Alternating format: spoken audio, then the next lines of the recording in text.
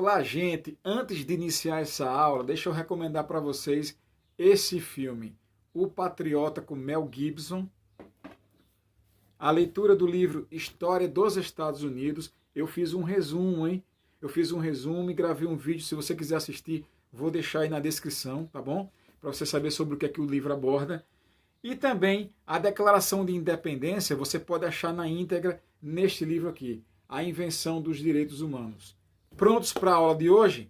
Vamos lá! Olá pessoal, tudo bem? Seja bem-vindo aqui ao canal Ecofilia.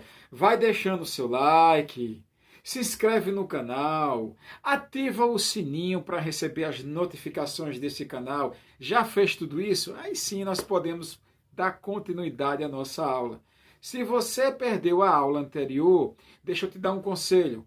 Para agora mesmo, clica aqui, olha nesse botãozinho, olha a mágica. E quando você clica, você vai ter acesso à aula anterior. Assista a aula anterior e depois volta, tá bom? Isso aqui é como um capítulo da novela, tá? Isso aqui é um terceiro capítulo do mesmo assunto. Então volta lá para que você possa compreender. Porque no capítulo anterior, nós falamos que a Inglaterra, ela criou algumas leis que começaram a dificultar a vida das 13 colônias. Era assim que se chamava os Estados Unidos no início, né, da sua colonização. As 13 colônias americanas. Então eles criaram ali a lei do chá, a lei do açúcar, a lei do selo. E eu falei sobre tudo isso no capítulo anterior, por isso que eu disse, volte lá e assiste. E também eles criaram, por fim, as chamadas leis intoleráveis. Olha o nome. Leis intoleráveis. O que é uma coisa intolerável? Uma coisa que não dá para tolerar. Tolerância zero. Cheguei no meu limite. Foi assim que pensaram os colonos naquela época, quando a Inglaterra trouxe esse último conjunto de leis, denominados leis intoleráveis. Então, essas leis, elas criaram, ou melhor dizendo, elas estimularam um sentimento de antimetrópole. Ou seja, os colonos que tinham uma convivência pacífica com a metrópole, que é a Inglaterra, vão começar a criar ojeriza, vão começar a ficar, a criar um sentimento de antipatia, né, em relação à Inglaterra. E aí, olha só, eles vão começar a desejar a liberdade. Eles vão começar a desejar serem independentes da Inglaterra, vão começar a criar dentro de si o desejo de fazer com que as 13 colônias elas se tornem autônomas, independentes desta Inglaterra. E o que vai acontecer naquele momento? Sociedades secretas começarão a serem criadas. Uma das sociedades secretas que eu posso falar para vocês, que teve uma importância muito grande dentro desse processo, né, dentro dessa história que eu estou narrando para vocês, os Filhos da Liberdade. Era uma sociedade secreta chamada Filhos da Liberdade. Quem eram os caras que faziam parte dessa sociedade? Nomes bastante conhecidos. Veja só, Thomas Jefferson, Samuel Adams e o Benjamin Franklin. Essas pessoas que residiam nas 13 colônias, elas começaram a reclamar da Inglaterra, porque a Inglaterra tinha criado, aliás, né, a lei do chá, do açúcar, do selo e as intoleráveis, mas não consultou quem morava aqui. Veja, eles eram ligados à Inglaterra. A bandeira deles naquela época era a bandeira da Inglaterra. Então eles acreditavam que eles deveriam ter um representante no parlamento inglês, mas eles não tinham esse representante, ou seja, representantes das 13 colônias. Como eles não tinham esse representante, eles disseram assim, olha só, nós não temos representantes das 13 colônias lá no parlamento inglês. Então por que o parlamento inglês, por que a coroa britânica tomou essa série de medidas em nosso nome? Não, eles deveriam nos consultar. Eles deveriam eleger, né, representantes daqui para tomar decisão em relação aqui. Afinal de contas, nós residimos distante da Inglaterra, do outro lado do oceano.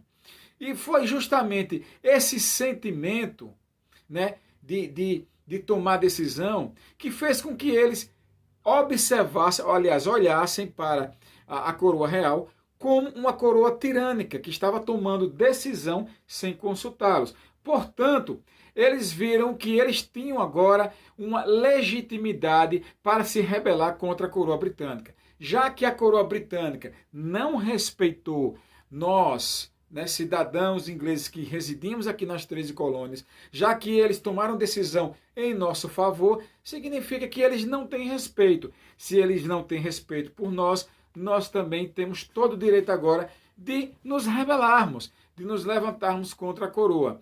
E veja só, no ano de 1774, os principais líderes que encabeçavam aqueles movimentos de independência se reuniram num congresso chamado Primeiro Congresso da Filadélfia. O que aconteceu? Naquele congresso, eles se reuniram para redigir um documento, uma carta que seria direcionada para a coroa. Veja só, a coroa britânica recebeu aquela carta e qual foi a resposta que deram às 13 colônias norte-americanas? A resposta foi, eles mandaram destruir um depósito de arma dos colonos. Será que os colonos vão cruzar os braços e dizer, beleza, gostamos da sua resposta? Claro que não. O que foi que os colonos fizeram? Eles pegaram em armas e se levantaram contra o exército inglês, que já estava nas 13 colônias. Você deve lembrar desse episódio que eu comentei na aula passada. Eu podia até fazer um resumo agora, mas eu não vou fazer, porque eu quero instigar você a ir lá e assistir o vídeo anterior, tá bom? Para que você compreenda em que momento é que as tropas inglesas vieram para as 13 colônias. Então, essas tropas foram atacadas e claro que houve ali batalhas. Começou, então, as guerras de independência em 2 locais. Quais foram os locais? A Batalha de Lexington e a Batalha de Concórdia. Essas batalhas tiveram início no ano de 1775. E aí aconteceu o segundo Congresso Continental da Filadélfia. Esse segundo Congresso Continental da Filadélfia, ele foi um pouco tenso. Tem até um filme que eu recomendo para vocês, que é O Patriota. Esse filme mostra como é que aconteceu esse Congresso da Filadélfia. Então anota aí o nome do filme, O Patriota. Com certeza vocês vão encontrar esse filme, tá? Aí nas redes sociais. E aí o que é que vai acontecer? Nesse congresso houve debates intensos e o debate girou em torno de será que nós devemos dar o prosseguimento a essas batalhas que se iniciaram, né, lá em Lexington e Concórdia, ou nós devemos recuar, né, e começar a obedecer a coroa real. E depois de muito discutir e depois de muita tensão, eles bateram o martelo e decidiram. Não há mais como nós recuarmos. Não existe mais a menor condição de nós voltarmos atrás. O processo de independência foi iniciado, o rompimento já existiu e agora é tudo ou nada. E aí, gente,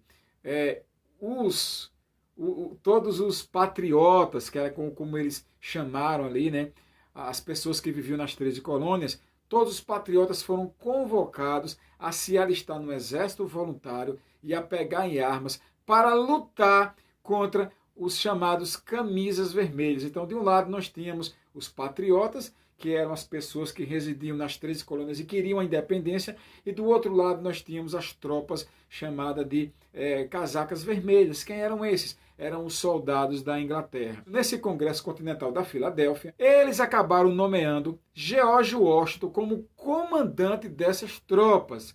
E aí, gente, no dia 4 de julho de 1776, vai ser promulgada a Declaração de Independência dos Estados Unidos, esse documento que foi formulado por Thomas Jefferson.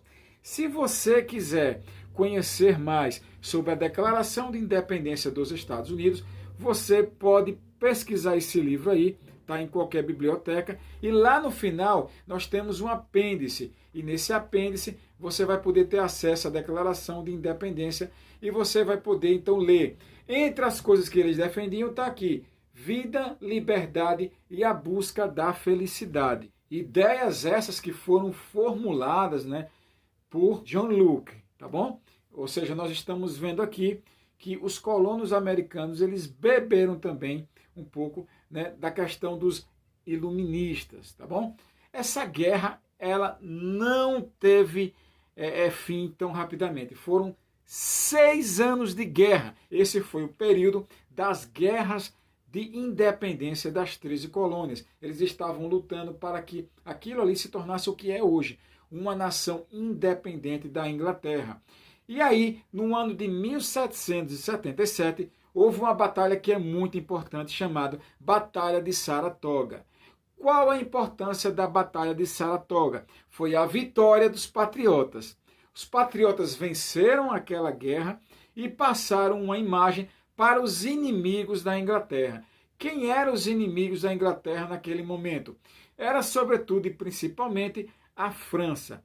E a França falou, olha só, se eles conseguiram vencer nessa batalha de Saratoga, significa que apesar de serem colonos, eles também são bons de tática de guerra. Nós vamos enviar reforços. E aí os colonos vão começar a receber reforço de outras nações, principalmente da França. A França queria o quê? Queria um revanchismo por causa de conflitos que haviam tido com os ingleses. Você lembra desses conflitos? Eu falei sobre isso na aula passada. Vai lá assistir, negão. Quando acabar essa aula aqui, vai aparecer dois quadradinhos aqui, né, com as aulas passadas, e você vai assistir. Por isso que eu disse, assista a aula passada para entender essa.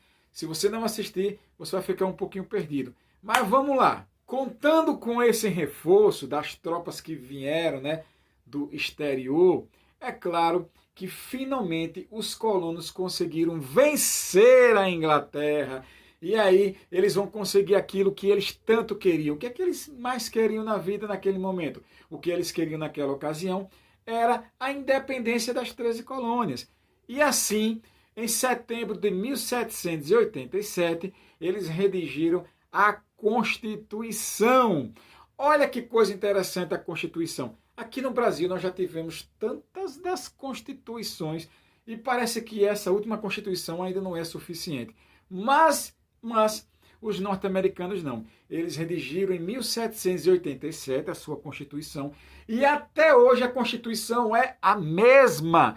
Ou seja, o que existe lá são algumas emendas, mas a Constituição é a mesma desde que eles se tornaram independentes. Eu vejo isso aí algo extremamente positivo. E como é que funcionaria essa nova nação? Era um regime de república federalista e presidencialista. Por que federalista? Porque cada estado poderia ter suas tropas, poderiam ter suas leis próprias, poderiam ter suas normas. É assim que acontece nos Estados Unidos. Você vê, por exemplo, que tem estado lá que pune menor de idade. Tem estado que acha isso absurdo. Então, a lei não é a mesma em todos os estados. E presidencialista, eles, assim como nós, eles elegem um presidente. Mas a eleição não é direta. Preste muita atenção. A eleição lá, ela ocorre de uma maneira indireta. As pessoas votam em delegados representando colégios eleitorais e esses delegados é que vão determinar quem é que vai ser o novo presidente dos Estados Unidos. E para encerrar essa aula de hoje, ali está escrito, nós, o povo dos Estados Unidos, mas lembrando que na época a mulherada não tinha direito ao voto, havia uma pressão sobre os povos indígenas no tocante às terras e, enfim, essa é a nossa aula de hoje. Espero que você tenha gostado. Deixe o seu like, se inscreva no canal e ative o sininho para que você seja notificado a respeito da nossa próxima aula. Beijo no seu coração. Valeu!